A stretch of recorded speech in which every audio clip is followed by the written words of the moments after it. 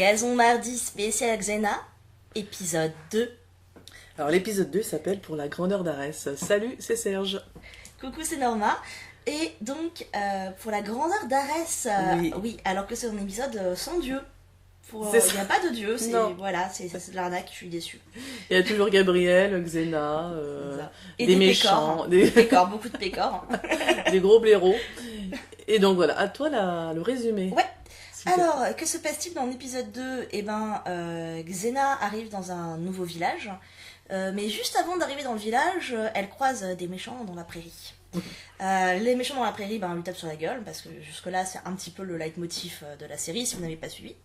Et elle est blessée, parce que elle se prend une flèche, je crois. Oui, c'est ça, une flèche. Oui. On est dans Skyrim avant l'heure, c'est merveilleux.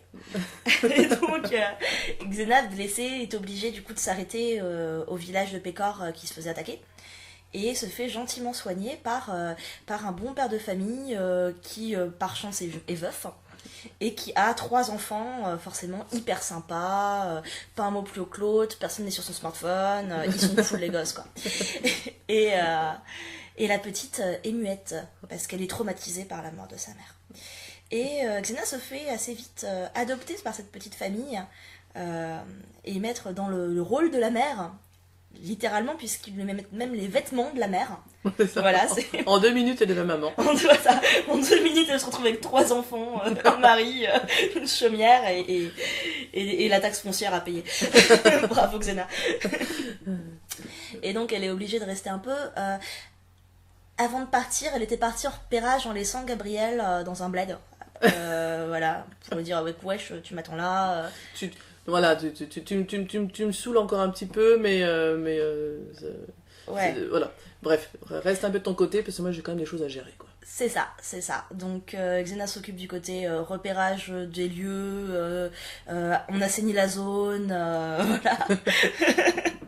Et du coup, Gabrielle, elle l'attend, elle se fait chier, elle va à la taverne. Ouais.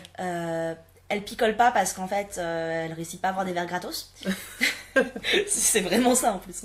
Puis il y a un loser qui lui propose des verres gratos, donc elle dit ok, mais en fait elle se rend compte que c'est un mec vraiment très très relou, donc elle va voir le beau gosse qui est dans la taverne pour lui dire wesh, fais semblant de... Je fais beaucoup de wesh aujourd'hui. Oui. On va dire épisode 2, épisode wesh.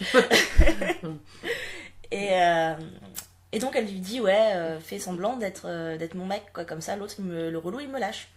Donc le beau gosse il est content. Ils font connaissance, en fait il s'avère qu'il est sympa. Et donc il y a un petit début de romance. C'est ça. Voilà. On retourne sur Xena. Oui. Donc Xena, problème d'intégration au village, parce que le village est pacifiste. Ils disent, exactement comme au premier épisode d'ailleurs, ils disent ouais non, il faut la virer de là parce que c'est une princesse guerrière, elle va attirer la merde, quoi. Et forcément le gentil mec qui veut la prendre pour épouse là en 5 secondes, il dit non, elle est devenue gentille, donc on peut la garder. C'est marrant, on dirait moi quand j'ai négocié pour garder un chien. Elle est gentille, elle est propre. C'est vrai que Xena, très con, mais point un peu hygiène, elle est nickel quand même. T'as les dents blanches, alors qu'elle se bat elle se bat sans arrêt, quoi. Elle est en train de se marave. Elle doit être en sueur, elle est dans la boue, oui, elle se roule dans le foin, elle dort dehors, mais... C'est notre James Bond, quoi. C'est notre James Bond à nous, c'est impec. C'est notre Pierce Brosnan à la chemise blanche. Et voilà, donc que se passe-t-il ? Le village, ils disent non, on veut négocier avec les méchants, pour pas qu'ils nous tapent sur la tête. Et Xena, elle dit vous êtes un peu con parce que les méchants, ils sont méchants. On devrait leur maraver la gueule. Forcément, conflit. Voilà. Finalement, Xena avait raison, parce que les méchants, en fait, sont très méchants. C'est ça. Voilà. Et en fait, les méchants, plot twist, c'est c'est le père et le fils. Le père étant un espèce de Léodagan brutasse, comme pas permis, hyper sadique, et le fils étant le crush de Gabriel. Oui, le crush de Gabriel dans la taverne, ouais. qui n'est pas bien dans son rôle justement de fils, et parce que son père lui dit va maraver les gens, t'es un méchant, t'es un mec, il faut que t'ailles brûle le village. Voilà, brûle tout. Sinon, ton frère est mort pour rien. Oui. Il lui fait peser la culpabilité de la mort de son frère.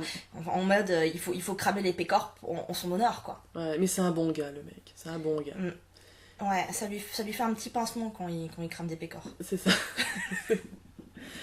Donc voilà, petit dilemme entre le père et le fils. Ouais, donc vous vous doutez complètement du scénario. Au début, le fils, il suit tout ce qu'il fait son père. Ensuite, il va se retrouver à être confronté à Xena. Les paroles que Gabriel lui aura dit, sans savoir que c'était un méchant, sur le fait de s'affirmer soi-même et d'écouter ce qu'on est vraiment au fond de soi, vont faire son chemin. Finalement, il apprend en plus que c'est son père qui a buté son frère. Donc du coup, là, plus de morale, il bute son père. Et donc, il fait une grande réforme chez les méchants. Il leur apprend à devenir gentil et à devenir protecteur du village, je crois d'ailleurs. Oui, c'est ça. Ouais. Et tout ça à peu près en 20 minutes. Ouais, c'était une grosse journée. Une grosse journée qui a quand même eu le temps de se conclure par une course de chars. Ouais, c'est vrai. Là, on voit que Gabrielle commence à devenir assez combative, assez physique. Ouais. Bon, elle est pas toujours très à l'aise pour sauter de cheval, mais elle le fait. Parce que Xena lui tend la main. Parce que Xena quand même est très... elle a vraiment un très bon ascendant sur Gabrielle. Ouais, c'est une bonne influence. Ouais. Elle va lui apprendre à éplucher les lentilles dans pas longtemps, là, ça se sent. C'est ça. Ouais, et donc on arrive à la fin, c'est le moment de conclure pas l'épisode de Gazon Mardi, l'épisode de Xena. En gros, le père de famille lui propose à Xena de vraiment rester, quoi. De devenir la mère de ses enfants et d'avoir une vie pépère. Xena dit non, pas maintenant, j'ai encore des trucs à faire. Peut-être que je reviendrai un jour. Genre quand ils seront majeurs, parce que les gamins... Et de son côté, Gabriel a moyen de se mettre à la colle avec le méchant devenu gentil. Mais pareil, elle dit bah non, moi je suis partie pour l'aventure, j'ai encore des choses à vivre de mon côté, je préfère partir avec Xena. Donc les deux refusent en fait la fonction de femme et d'épouse qui lui sont proposées par des mecs sympas. Oui. Voilà, dans un village plutôt cool maintenant que les méchants ont fait leur face turn. Et voilà, et elles repartent à l'aventure. Yes. Voilà, merci Norma pour ce résumé. On fait un petit focus sur les voix, parce qu'encore sur les voix, parce qu'on le regarde en version française. D'ailleurs, si quelqu'un a un lien pour regarder les versions originales... S'il vous plaît, on prend, parce que c'est introuvable. Ouais, même si on se marre bien en regardant la VF, on se marre bien, parce qu'il y a des voix mais complètement de merde. Alors là, les enfants, il y a des enfants dans cet épisode, et bien évidemment, ils ont vraiment des voix d'enfants, quoi. Non, mais... des voix d'enfants en version années 90. Ouais. Donc voilà, alors il y a la gamine qui parle pas. À un moment, elle susurre quand même à je t'aime ou un truc. Non, elle dit pas je t'aime. Qu'est-ce qu'elle dit? Je sais plus, je crois qu'elle dit un truc genre reste avec nous. Merci, reste avec nous. Ouais. Vraiment la voix de gamine, quoi. Mais en fait, c'est la voix. Parce que là, tu dis des voix d'enfants, mais ça pourrait être des vraies voix d'enfants. Donc, pour être clair sur l'ambiguïté du truc, pour ceux qui n'ont pas vu, c'est des voix d'enfants faites par des femmes tabagistes de 50 ans. Je veux dire, si vous avez regardé les mangas doublés sur Club Dorothée à l'époque, c'est ce genre de voix d'enfant-là. Ah oui, voilà, c'est exactement ça. C'est tellement drôle. Oui, non, mais un des gosses, il a une voix vraiment... Salut papa, ça va? C'est des trucs affreux comme ça. Salut mana. J'ai l'impression que s'il pince le nez, ça fait plus enfant, je sais pas. C'est hyper gênant. Ah ouais, c'est affreux. C'est assez affreux. Et bon, après, autrement, les autres voix... Non, les autres voix, ça va. Ça va. C'est juste les gosses où ça... Quand ils parlent, ça te fait un choc, quoi. Tu tressailles. Ah oui, c'est clair. C'était wow, d'accord. C'est clair. Donc je retire complètement ce que j'ai dit sur le fait que ça a pas mal vieilli. Ça a presque pas mal vieilli. Oui, les voix, c'est toujours à la limite du nanar. Hein, mais du bon nanar où tu te marres. Et donc c'est quand même assez bon niveau voix. Alors, on fait le petit point Xena Gabriel. Ouais, alors je dirais une spéciale mention sur la course de char. Oui. Parce que c'était épique. Oui. Et par contre, on est d'accord que faire une course de char dans le lit d'une rivière plein de cailloux, En vrai, ça marche pas. Voilà, c'est tout. Mais, quand même, dans... alors, il y a encore des petites tensions entre Xena et Gabriel. Elle commence à se rapprocher au fur et à mesure. Il y a des regards, il y a des dialogues. Alors, sous une métaphore assez lourde, je me souviens pas exactement, mais c'est des métaphores où elle parle de la rivière, le chemin. Allons vers le chemin, parcourons des choses ensemble. Voilà. Je devrais les noter, hein, parce que là, c'est hyper... La prochaine fois, je les note. C'est très frustrant. Parce que la métaphore sexuelle de la rivière, là, je l'ai pas du tout. Ouais, non, attends, je vais noter les prochains parce qu'elles vont bien évidemment, elles se rapprochent de plus en plus. Ouais, et des métaphores, il y en aura partout. Ouais. Donc, fais le carnet métaphores.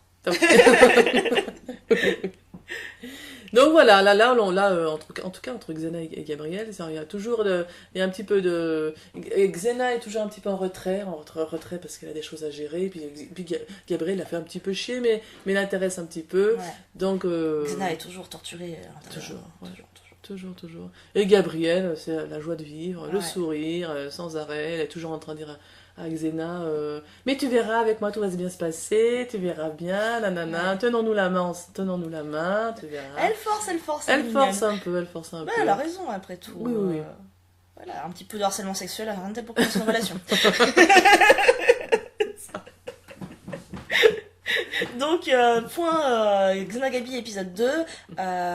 Elles apprennent à se connaître. Pour l'instant, c'est toujours une relation qui est surtout voulue par Gabi. Et Xena n'a pas trop la tête dedans, mais elle commence très légèrement à se laisser envahir, on va dire, par la présence de Gabriel. Et quand même, l'étape, c'est qu'elles ont toutes les deux refusé les hommes pour partir ensemble. Donc moi, je trouve que comme début d'aventure, c'est pas mal. Et vivement l'épisode 3, quoi. Bah ouais. Et à très vite. À très vite, salut.